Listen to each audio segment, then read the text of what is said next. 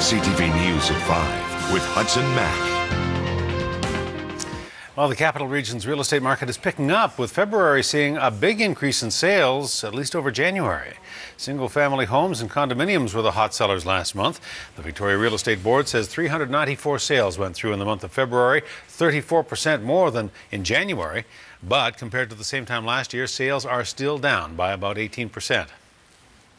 The average price of a single-family home last month was about $505,000 compared to the average price in February 2012 of $530,000.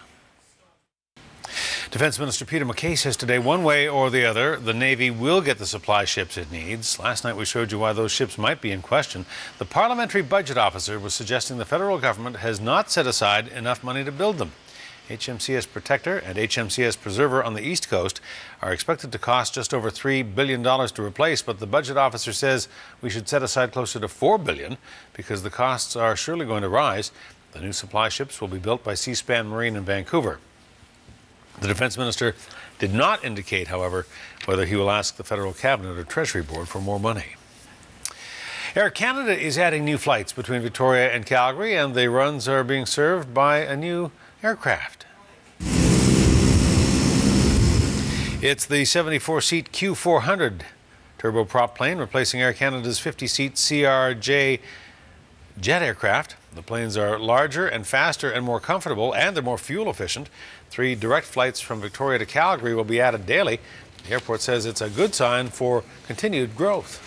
I think this is a great aircraft for Victoria, the Q400. It just provides so much more flexibility for Air Canada, and we think it means a tremendous growth opportunity for Victoria in the long run. The new routes are operated by Air Canada Jazz and are marketed under the banner of Air Canada Express. Over the next few months, Air Canada plans to roll out more routes served by the Q400 in BC, as well as Alberta and the Northwest Territories. Well, a desperate rescue mission is underway in Florida tonight, where a man is buried alive in a sinkhole. He was sleeping in bed when the hole opened up under his home. It sounded just like a car hit the house, and him screaming. Nothing. I jumped in the hole and was trying to dig him out. I couldn't find him. I thought I could hear him hollering for me to help him.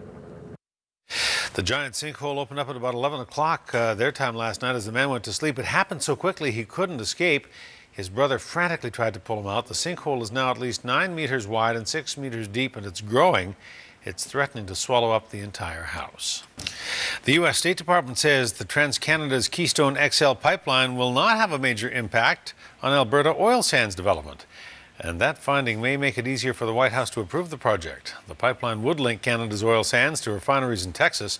The final decision on it in Washington is not expected until later in the year. Let's bring you up to date on the latest developments in a political crisis for the governing Liberals in British Columbia. Christy Clark's Deputy Chief of Staff has quit over that leaked memo that suggested the Liberals use public resources to win so-called ethnic votes.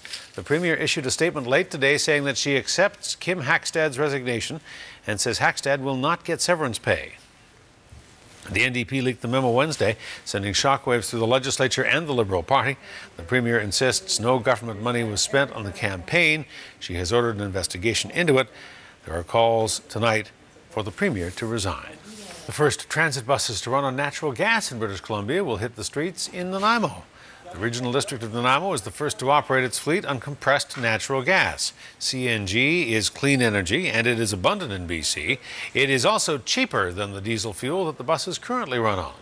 One of the big advantages here up in Nanaimo, they've been a big supporter of transit and wanting more transit, and you're going to need more vehicles to support the expanded service. And these vehicles will do one of two things. One, they'll be replacing buses that need to be retired in the next year, but also will be serving the expansion as well. These new buses are going to result in about a 25 to 30% reduction in greenhouse gas emissions. They operate much more quietly than diesel buses, so the drivers see that and people on the street are going to see that. And very importantly, we're going to see probably a 30% reduction in fuel costs. Fortis BC will pay part of the cost of buying the buses. New infrastructure to fuel the fleet will be built around the region over the next few months. And this builds off of our proud history of the first ones to introduce low-floor hybrids, hydrogen buses, the double-deckers, and now we're going to be introducing CNG vehicles into our fleet. 25 natural gas buses are expected to be in service in Nanaimo by the spring of next year. Feedback from this first fleet will guide future releases of CNG transit buses around British Columbia.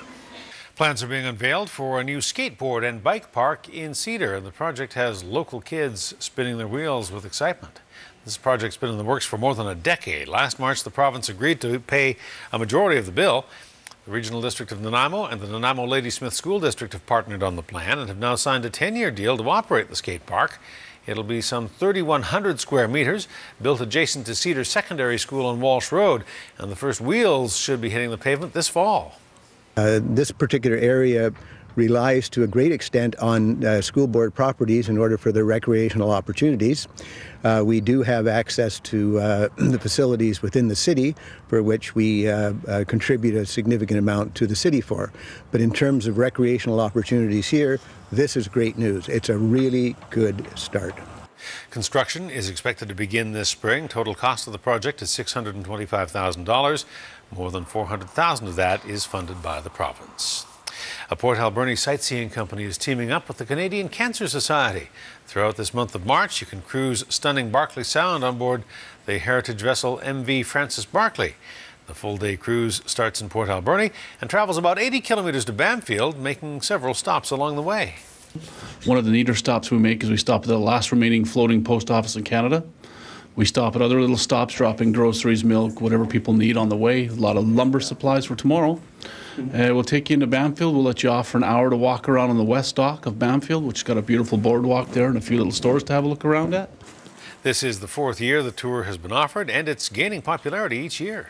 For this year, a little different than we've done in the couple years previous is we've purposely dropped our fares from $70 to $50 and making a $15 donation. I think everybody's been touched by cancer, and it's a real good money raiser. This year, Lady Rose Marine Services is offering a free return trip to Bamfield on Saturday, March 30th for cancer patients and for survivors under the age of 18. The first trip in the fundraiser leaves tomorrow. If you'd like to find out more, visit ladyrosemarine.com.